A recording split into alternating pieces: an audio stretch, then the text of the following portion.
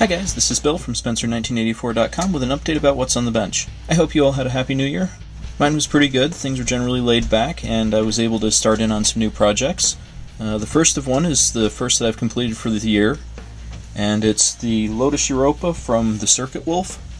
This is actually the old motorized Toyota kit, and there's a new one coming out later this year from Fujimi, and odds are it's going to be a much nicer kit than this. This is one of the old motorized ones. You can actually see it's got the gear and the motor and switch and everything in there.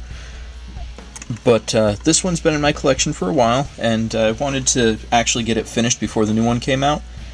And it was also a nice, kind of easy kit. Very little detail. What you see is what you get.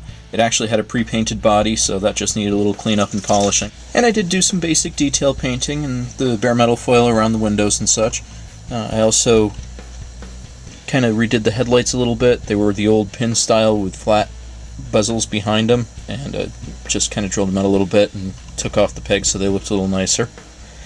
But otherwise, like I said, just a basic kit and kind of a nice way to start things off with a low stress, low impact model to just crank out and have something that I can actually look at and say, hey, it's actually finished.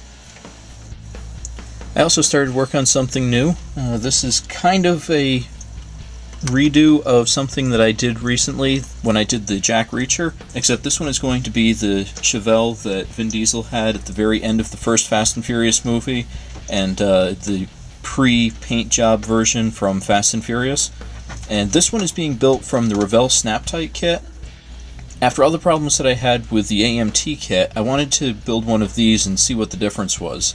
And it's actually huge. This is a much better kit, even though it doesn't have the full engine detail. It's just much sharper, things go together nicer. It's got things like separate interior walls. And I'm actually going to be doing a full review of this and comparing it to the Jack Reacher kit sometime in the next few weeks, so keep a lookout for that. The only thing that I'm still missing from this one is the steering wheel, and I have that on order from HobbyLink Japan, and that's supposed to be shipping sometime this week, so I should be able to get that and then have the Chevelle finished up pretty soon, actually. And then once that's finished, I'm going to be starting work on the off-road Charger from the upcoming Fast and Furious movie. The thing that was really holding me up on that was the wheels, because the car in the movie uses an 8-lug 10-spoke style with beadlocks for the off-road tires, and there was just nothing like that in 24th or 25th scale.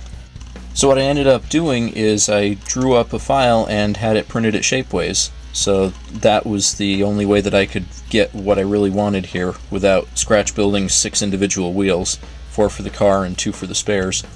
And they came out pretty decent.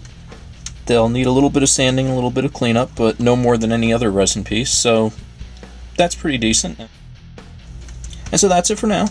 Check back next week when hopefully I'll have the Chevelle finished, or at least together with just the steering wheel missing, and maybe even starting in on something new.